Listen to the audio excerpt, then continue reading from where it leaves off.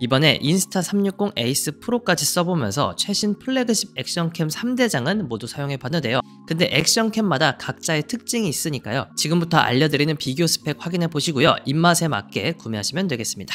그리고 10가지 항목을 정하고 점수를 매긴 총점까지 잠시 후에 확인해보시죠. 안녕하세요, 발품남입니다. 지금 액션캠 3대장이라고 한다면 이렇게들 많이 선정하실 거예요. 인스타360 에이스 프로, 고프로 12, DJI 오즈모 액션 4가 되겠죠. 처음에는 각 액션캠의 화질 비교 영상만을 만들어 볼까 하다가 그런 내용은 영상을 검색해보면 이미 많이 나와 있더라고요. 그래서 이번에 인스타360으로부터 조건 없이 제품만을 제공받았기 때문에 인스타360을 사용해보면서 느낀 솔직 후기와 다른 제품들과의 특징도 한번 비교해보려고 합니다. 오늘 영상은 액션캠 입문자분들의 관점에서 비교해본 각 액션캠의 특징 비교와 구매 가이드입니다. 그럼 인스타360을 사용해보면서 느낀 장단점 그리고 액션캠 3대장의 각 특징 위주로 리뷰를 시작해볼게요. 바로 출발해보시죠.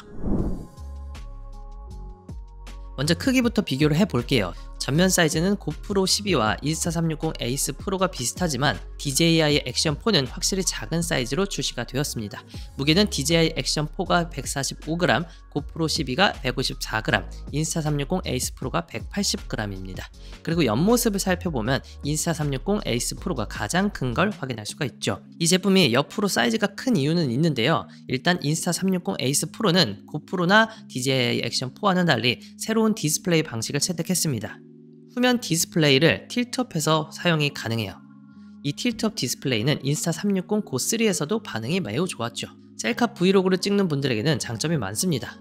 뿐만 아니라 라이딩이나 러닝 등의 촬영 환경에서 아래에 고정해두고 찍는다고 해도 앱에 따로 연결할 필요가 없이 스크린을 올려서 촬영 장면을 직접 볼 수가 있으니까 편의성이 뛰어납니다. 대신 인스타360 에이스 프로는 새 제품 대비 후면 디스플레이 화질은 좀 낮은 편이에요. 그래서 잘 찍히고 있는지 직관적인 확인이 힘들다는 단점은 있었습니다. 참고로 오즈모 액션 4는 전후면 디스플레이가 지원되고 전후면 터치 모두 지원되고요. 고프로 12는 전후면 디스플레이가 지원이 되지만 전면은 터치가 지원되지 않는 점은 참고해주세요. 그래서 셋 다 사용해본 입장에서 전체적인 외관의 장단점을 보자면 전체적인 부분을 고려했을 때 점수를 매겨보면 다음과 같습니다. 다음은 편의성입니다. 액션캠을 사용하다 보면 조작의 편의성도 중요하죠. 일단 셀카봉이나 각종 액세서리에 액션캠을 연결할 때 고프로 같은 경우에는 이걸 돌려서 탈부착해야 합니다. 반면에 인스타360 DJI 액션 4는요 마그네틱으로 쉽게 탈부착이 가능해요. 이건 고프로 유저들도 마그네틱 호환 액세서리를 따로 구매할 정도로 정말 편리하고 부러워하는 기능 중에 하나죠. 그리고 마그네틱과 이중 잠금 구조다 보니까 고정력이 좋아서 안정성도 훌륭했습니다.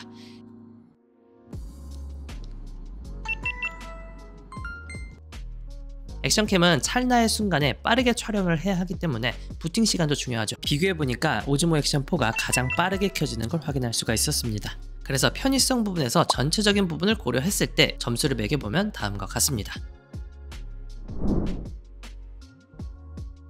다음은 화질을 비교해 볼게요. 세 제품 모두 4K에 120프레임까지 촬영이 가능해요. 그러니까 전문가 영역이 아니라면 일반 유저분들은 세 제품 모두 부족함 없는 화질을 경험할 수가 있고요. 특히 슬로우 모션을 많이 거는 액션캠의 특성상 120프레임이라면 부족함이 없는 스펙이죠. 근데 여기서 좀 더 자세히 들어가 보면 인스타360 에이스 프로는 8K의 해상도 24프레임까지, 고프로 12는 5.3K에 60프레임까지, 오즈모 액션 4는 4K에 120프레임까지 지원을 합니다.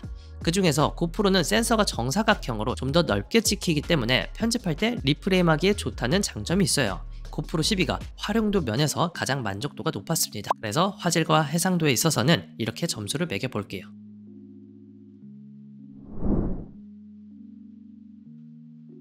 다음은 색감입니다. 어찌 보면 일반 유저분들 입장에서는 화질보단 색감이 더 중요할 수가 있죠. 일단 개인적으로 느낀 특징을 보자면 고프로 12와 인스타360 에이스 프로는 쨍한 색감, DJI 액션 4는 시네마틱한 색감을 가지고 있습니다. DJI 액션 4는 가끔 칙칙하다는 느낌을 받을 때가 있어요. 개인 취향으로는 고프로 12와 인스타360 에이스 프로의 색감이 더 좋았고요. 스펙으로 보자면 요즘 액션캠에는 10비트 컬러까지 지원을 하는데요. 기존 8비트 대비 수치상으로 64배 많은 색 정보를 담을 수 있으니까 10비트 컬러가 지원되면 고성능 액션캠이라고 볼 수 있습니다.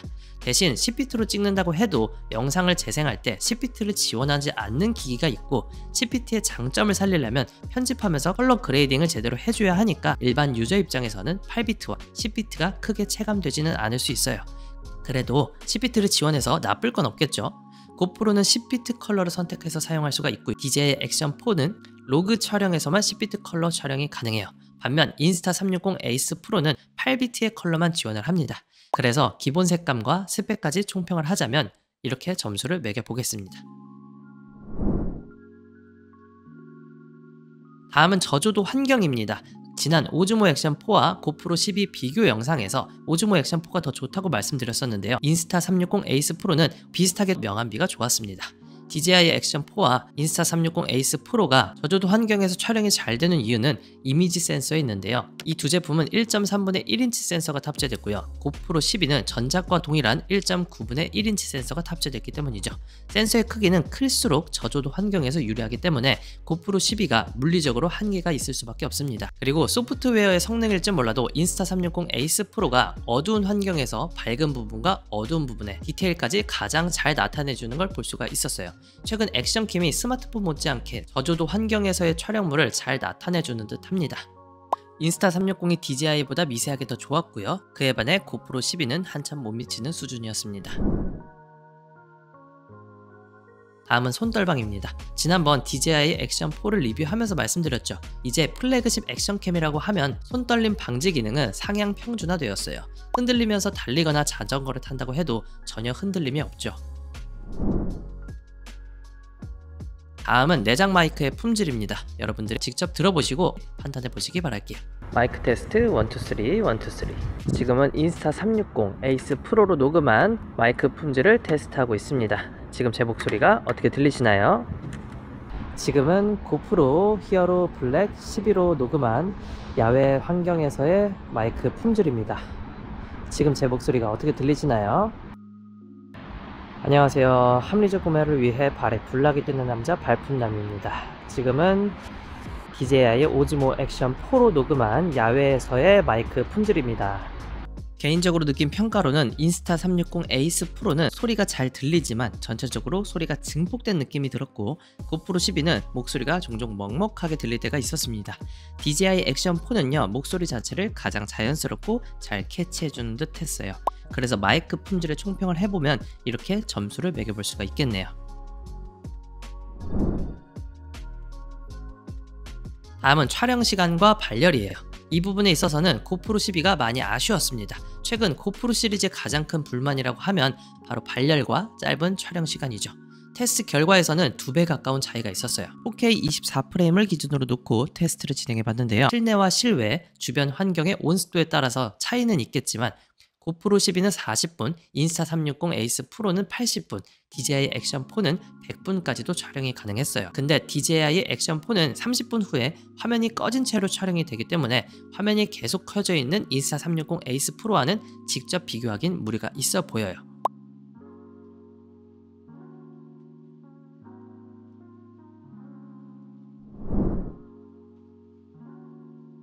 최근에는 액션캠 자체 앱을 통해서 간단하게 영상을 편집하고 SNS에 올릴 수도 있죠. 그래서 앱 호환성도 꽤 중요한데요. 사실 앱과 연동 호환성은 세 브랜드 모두 괜찮았습니다. 근데 이번에 인스타 360 에이스 프로를 사용하면서 재밌는 기능이 하나 있었는데요. 이번에 AI 기능이 생겼죠. AI 애니메이션 효과를 넣을 수가 있습니다. 몇 가지 만들어 본 샘플 영상 확인해 볼게요.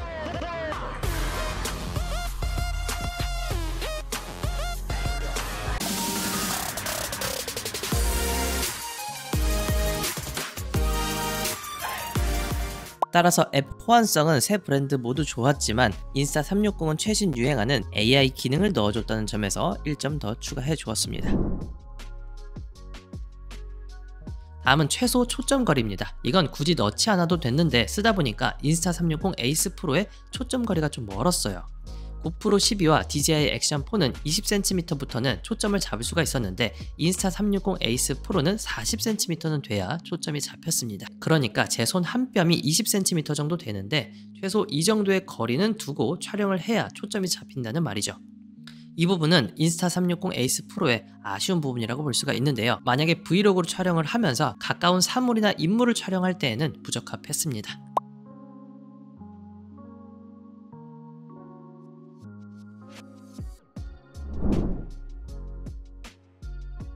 자, 이제 지금까지 테스트한 결과를 놓고 결론을 내려볼게요. 오늘은 플래그십 액션캠 3종을 비교해보면서 각 항목별로 장단점을 비교해봤는데요. 항목별 점수와 총점을 비교하면 이렇습니다. 다만 제가 평가하는 기준이 주관적일 뿐만 아니라 어떤 환경과 목적에 따라 사용하느냐에 따른 차이가 있기 때문에 항목별 장단점을 참고하셔서 나한테는 어떤 액션캠이 잘 어울릴지 여러분도 한번 비교해보시기 바랍니다. 그리고 여러분이 생각하는 최고의 액션캠은 뭘지 댓글로 의견 나눠주시는 것도 재미있을 것 같아요. 이번 영상은 여기까지입니다. 세상에 완벽한 제품은 없으니까요. 영상 보시고 내 취향과 예산에 맞게 잘 고민해보시기 바랄게요. 언제나 선택은 여러분의 몫입니다. 그럼 오늘도 합리적인 구매 되시기를 바라며 저는 인사드릴게요. 오늘도 득템하세요. 고맙습니다.